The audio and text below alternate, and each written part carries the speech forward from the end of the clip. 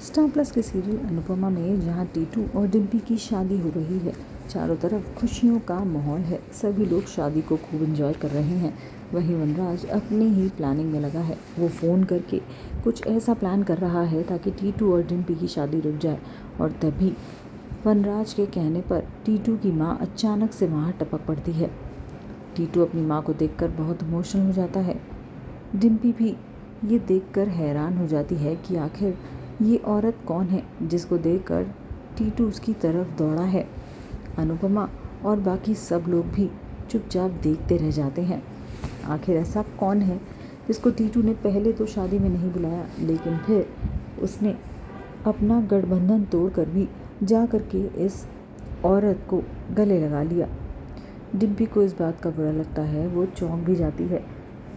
आखिर कौन है ये?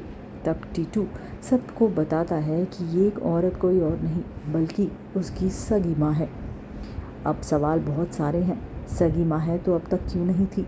अब तक छुपाया क्यों था? और शादी में क्यों नहीं बुलाया?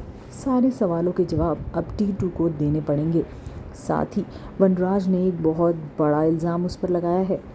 वनराज ने सबके सामने ये बात कही, मैं अनुपमा को बोलता रहा कि टीटू बिल्कुल सही लड़का नहीं है, लेकिन इसने मेरी बात बिल्कुल नहीं सुनी। सब लोग सिर्फ अनुपमा की बात सुनते रहे। अब मैं आपको बताऊं, टीटू एक बहुत बड़ा सेलिब्रिटी है। टीटू डिम्पी से प्यार भी बहुत करता है, लेकिन उसके पहले टीटू एक बहुत बड़ा क्रिमिनल है। जैसे ही क्रिमिनल वर्ड उसके मुंह से निकलता है, सब लोग एकदम चौंक जाते हैं, खास करके डिम्पी। डिम्पी अचानक से एकदम चीटेड फील करने लगती है। बाबूजी भी चुपचाप बस सुनते रहते हैं जो कुछ वनराज कहता रहता है। और अनुपमा को तो सच में कुछ समझ नहीं आता, आखिर ये सब कैसे हो गया? टीटू जो इतना अच्छा लड़का है वो क्रिमिनल कैसे बन गया? आखिर वनराज ने इस शादी को तोड़ने के लिए सब कुछ एक कर दिया और शायद वो कामयाब भी हो जाएगा। टीटू और डिम्पी की शादी शायद नहीं हो पाएगी, क्योंकि इन सब के बावजूद तो घर वाले कभी तैयार नहीं होंगे डिम्पी का हाथ टीटू के हाथ में देने को। अब आखिर क्या करेगी अनुपमा?